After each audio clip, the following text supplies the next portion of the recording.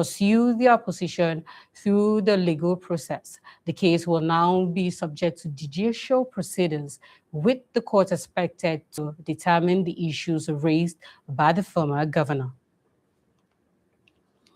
Also, the Speaker of the Edo State House of Assembly has explained why lawmakers removed his predecessor, Blessing Abebakun, from office. The change in leadership followed a decision by members of the Assembly to replace Abebakun as Speaker. Speaking on the development, the new Speaker said the decision was based on issues surrounding the leadership and administration of the House. The leader change has generated political interest in Edo State, coming at a time when the Assembly remains an important institution in the state's political structure. The new Speaker is expected to focus on restoring stability within the House and ensuring that legislative business continues without disruptions.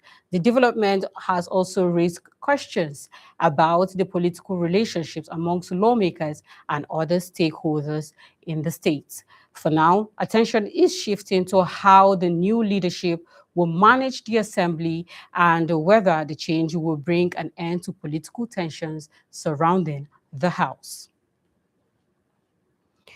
Security remains a major concern for residents of Abuja, with issues ranging from robbery and kidnapping to other forms of street crimes.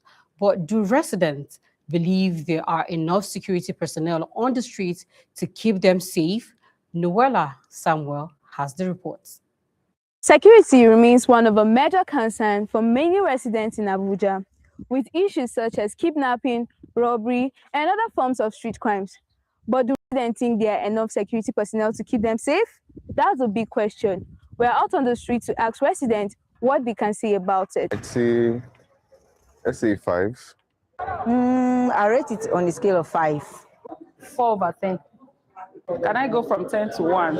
In Abuja, I can rate it 7/10. But security in other parts of Nigeria, I'm rating it 3/10.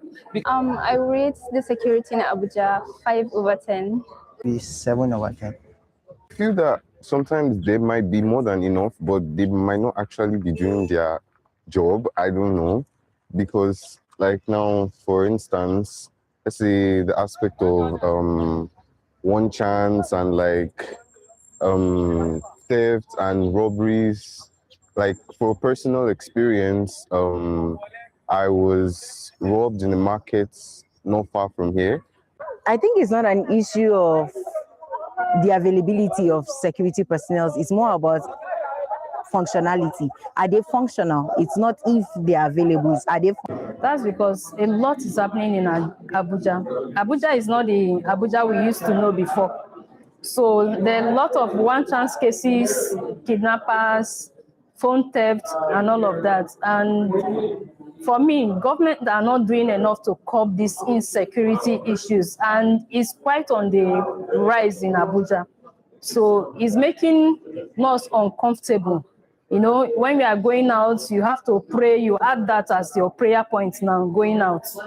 Because as someone that is I travel interstate for programs and projects.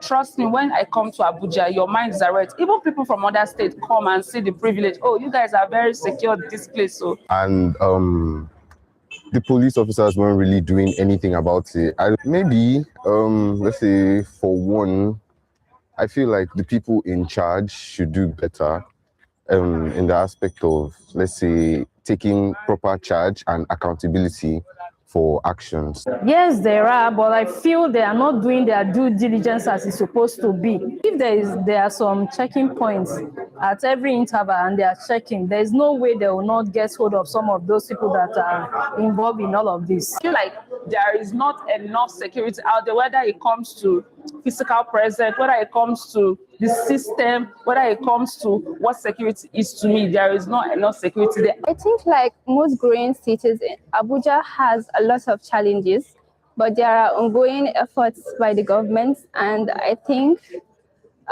there's room to do more for the prevention and civil lives of the people. The issue of enough security personnel does not rise because Abuja is one of the highest protected cities in Nigeria.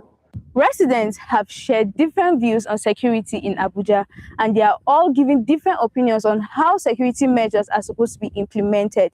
As the city continues to grow, keeping residents safe remains an important responsibility for the citizens of Abuja.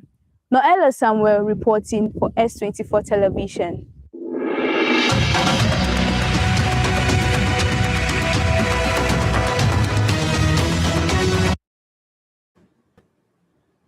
The Women in Leadership Initiative, WILI Africa, has called for a broader approach to Nigeria's security challenges, with greater investments in women, youth, livelihood, and stronger communities. Speaking at its National Summit on Security, Leadership, and Economic Development in Abuja, WILI Africa founder Mariam Baba said insecurity cannot be tackled through military operations alone.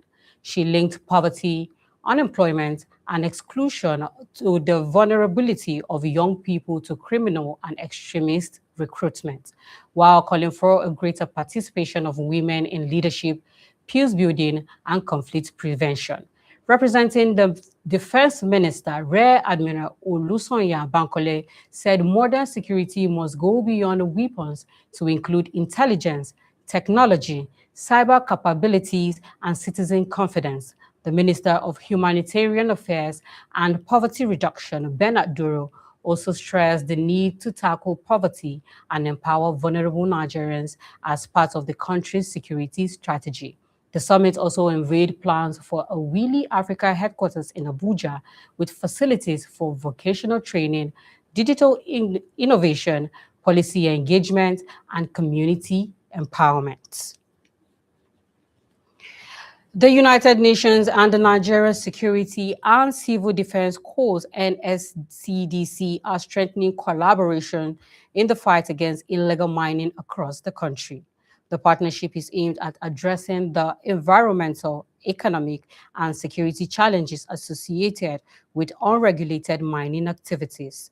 Illegal mining has continued to raise concerns over environmental degradation, loss of government revenues, and the destruction of agricultural land and water resources. Security agencies have also linked some illegal mining activities to wider criminal networks operating in parts of the country. Under the new collaboration, stakeholders are expected to strengthen information sharing, enforcement, and community engagement in areas affected by illegal mining. The partnership is also expected to support efforts to protect Nigeria's natural resources and promote responsible mining practices. Authorities say a coordinated approach involving security agencies, government institutions, international partners, and local communities will be necessary to effectively tackle the problem. The NSCDC says it remains committed to protecting critical national assets and supporting government efforts to stop activities that threaten the environment and national economy. Also, Nigeria is set to benefit from fresh funding to strengthen efforts to prevent and respond to cholera outbreaks across the country. The European Union allocated 2.3 million euros to support the response, with Nigeria expected to receive about 1.5 billion naira. The intervention is targeted at strengthening public health measures and supporting communities affected by or at risk of cholera outbreaks. The funding is expected to support disease surveillance, early detection, and response, as well as measures aimed at improving access to safer water and sanitation. Cholera remains a major public health concern, particularly in communities where access to clean water and proper sanitation is limited. Health authorities have repeatedly warned that contaminated water and food can accelerate the spread of the disease.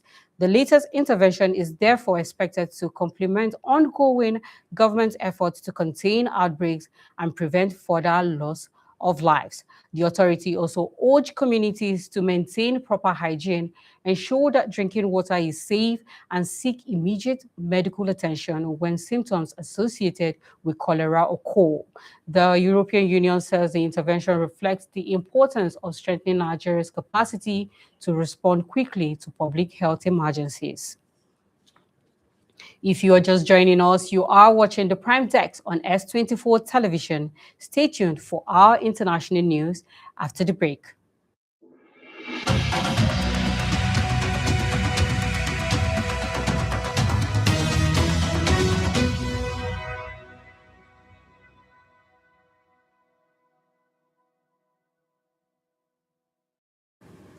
Thanks for staying with us. Hawaii is beginning the difficult task of recovering after Hurricane Lala battered the islands with powerful winds and torrential rainfall.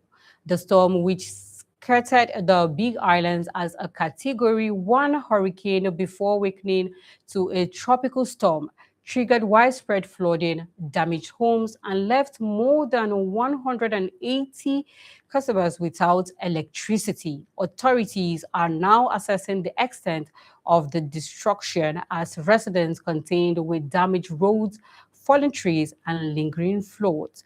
Marian Dalhato of S24 has the reports.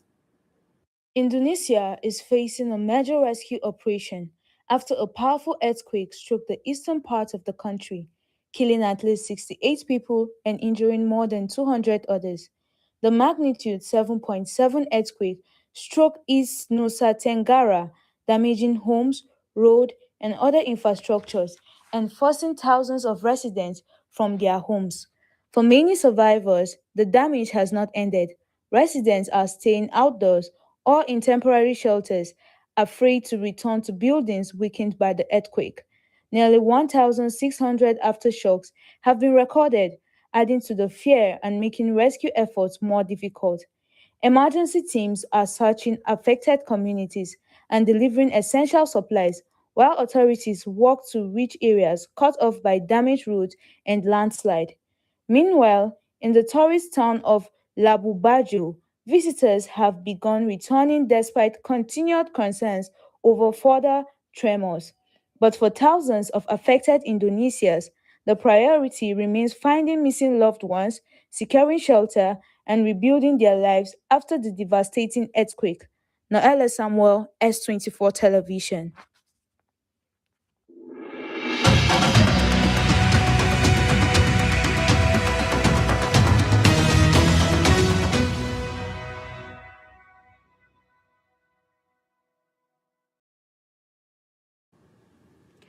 Finally, on the international scene, a powerful magnitude 7.7 earthquake has devastated parts of eastern Indonesia, killing at least 68 people and injuring more than 200 others. As rescue teams continue searching affected communities, Indonesia is carrying out rescue operations after a powerful earthquake struck East Nusa Tenggara, forcing thousands of residents from their homes. Repeated aftershocks are also making it difficult for survivors to return to damaged buildings. Noella Samuel reports. Indonesia is facing a major rescue operation after a powerful earthquake struck the eastern part of the country, killing at least 68 people and injuring more than 200 others. The magnitude 7.7 earthquake struck East Nusa Tenggara, damaging homes, road, and other infrastructures and forcing thousands of residents from their homes. For many survivors, the damage has not ended. Residents are staying outdoors or in temporary shelters, afraid to return to buildings weakened by the earthquake. Nearly 1,600 aftershocks have been recorded, adding to the fear and making rescue efforts more difficult. Emergency teams are searching affected communities and delivering essential supplies, while authorities work to reach areas cut off by damaged roads and landslide. Meanwhile, in the tourist town of Labu Bajo, visitors have begun returning despite continued concerns over further tremors. But for thousands of affected Indonesians, the priority remains finding missing loved ones, securing shelter, and rebuilding their lives after the devastating earthquake. Noella Samuel, S24 Television.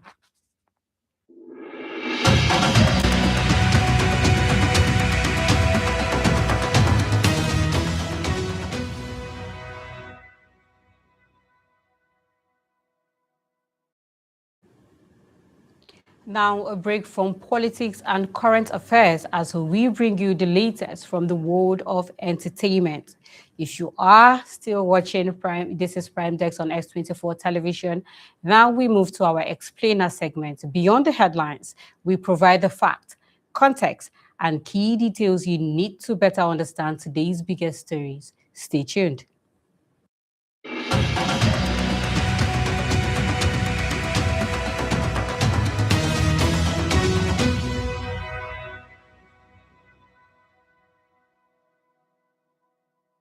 In Nigeria, finding an address can sometimes feel like solving a puzzle, right? Turn at the transformer, pass 2 streets, then ask for Alhaji's house. But that could soon change. Did you know that the federal government is introducing a national digital address system where every building will have a unique address linked to the occupant's national identification number? Well, for decades, that's how many Nigerians have found their way around. We rely on landmarks instead of standardized addresses, making it difficult for emergency responders, delivery companies, security agencies, and even government officials to locate homes quickly. According to the National Population Commission, Nigeria has a population of over 230 million people, yet millions of homes still lack standardized addresses. This has contributed to delays in emergency response, difficulties in planning public services, and challenges in conducting an accurate census. And that's why the government is introducing a national digital address system, where every building will have a unique address linked to its occupant's national identification number. The goal is to improve public service delivery, strengthen security, make deliveries easier, and help emergency services locate people faster. But success won't come from assigning house numbers alone. The system will require accurate data, public cooperation, proper implementation, and strong protection of citizens' personal information. So, as Nigeria begins this new chapter, the real question isn't just whether your house will get a number, but it's whether this system will finally end the era of the third street after the mosque and give every Nigerian an address that truly works.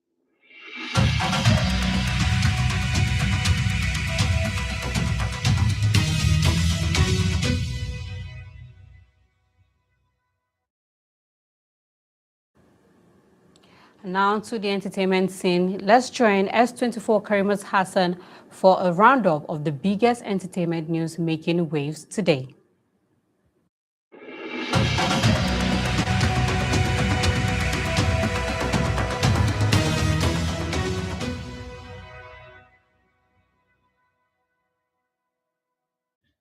Fola is giving fans another reason to look forward to his next release. The Afrobeat singer, whose real name is Afolarin Odunlami, has teased his new single, Attention, with a 63-second clip showing him enjoying a sunny poolside moments. The teaser comes with a catchy line from the song, and fans are already loving the smooth visuals and laid-back feel. Fola has been steadily building his name with songs like Ginger Me featuring Bella Shmurda, Alone with Benson, and his recent track, Treat You Right. Now with Attention expected on August 19th, fans are already predicting another hit. There is even a speculation about a possible collaboration with Olamide, although that has not been confirmed. Meanwhile, actress Jemima Osunde has found herself at the center of an online conversation after confronting a driver reportedly going against the flow of traffic in Lagos. The video shows Jemima standing in the middle of the road and refusing to let the driver continue in her lane. A police officer was also seen during the encounter. The moment quickly caught attention because it was less about celebrity status and more about calling out a behavior that frustrates many Nigerian motorists. While some people are initially focused on Jemima's appearance, others shifted the conversation to the bigger question of road discipline and the need for stronger consequences for motorists who put other road users at risk. And away from social media conversation to a shocking development from Hollywood, fans are mourning the death of actress Hayden Panettiere, who has died at the age of 36. Panettiere, best known for her roles in Heroes and Nashville, was found unresponsive at an apartment complex in Greenville, South Carolina on Sunday. Emergency responders attempted life-saving measures, but she was pronounced dead at the scene. Authorities say there were no initial signs of foul play, while the cause of death has not yet been officially determined as an autopsy is still pending. Panettiere began her acting career as a child and went on to become a familiar face on television. Her role as Claire Bennett in Heroes made her a global star, while her portrayal of Juliet Barnes in Nashville also showcased her talent as a singer. She appeared in films including Remember the Titans and the Scream franchise, building a career that spanned more than 3 decades. Her death has come as a shock to fans who followed her career and her journey through difficult personal years. Panettiere was just days from celebrating her 37th birthday. From Fola's attention teaser to Jemima Osunde's road confrontation and the heartbreaking death of Hayden Panettiere, these are the stories keeping entertainment conversations going. Karimat Hassan, S24 Television.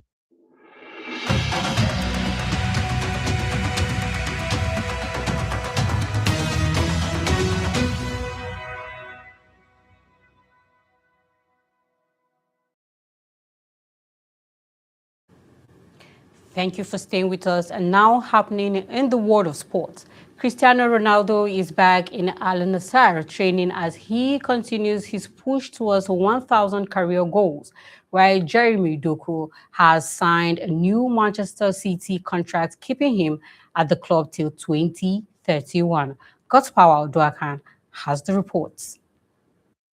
Cristiano Ronaldo is back at Al Nassr, and with the new season approaching, the Portuguese superstar has another major mission ahead of him. Ronaldo returned to the club's training ground on Thursday, just days after his wedding, as Al Nassr steps up preparation for the new Saudi Pro League campaign. But the bigger story surrounding Ronaldo is not simply his return to training, it's the number 1,000. The 41-year-old has scored 976 career goals, leaving him just 24 goals away from reaching the historic milestone. That means the new season could become another major chapter in his pursuit of a record that few players in football history have even come close to. Ronaldo will also have a team objective to focus on. Al Nassr are prepared to defend their Saudi Pro League title, with the club beginning the campaign under new manager Angel Postecoglou. For Ronaldo, the challenge is therefore twofold: help Al Nassr retain their crown while continuing to close in on 1,000 career goals. And while Ronaldo is chasing a historic individual milestone, Manchester City are making a major statement about one of their own young stars. Belgian winger Jeremy Doku has committed his future to Manchester City, signing a new contract that will keep him at the Etihad until 2031. The 24-year-old joined City from Rennes in 2023 and has steadily grown into an important part of the team's attack. Last season, Doku made 47 appearances, scoring 8 goals and providing 14 assists while helping City win both the FA Cup and the League Cup. His new deal is also an important piece of Manchester City's transition into a new era. With Pep Guardiola's decade-long reign now over, Enzo Maresca has taken charge, and Doku has made it clear that he sees his future as part of the new project. So, as Ronaldo continues his march towards 1,000 goals, Doku is looking to build his own legacy in Manchester. 2 stars, 2 different missions, but one common theme: the new season is already bringing fresh targets and fresh ambitions. Udokan God's Power, S24 Television.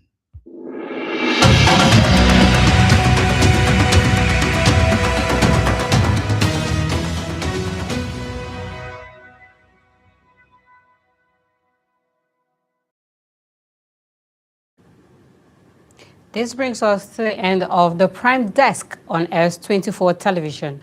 But before we go, here is a recap of our top stories. Lawmakers are demanding accountability over the reported violence and security concerns surrounding the Osun State election violence. And former Kaduna State Governor Nasir El-Rufai has filed a fresh 10 billion naira suit against the ICPC, escalating his legal battle with the anti-graft agency. And internationally, a deadly earthquake has shaken eastern Indonesia, leaving several people dead and raising concerns over further casualties and damage.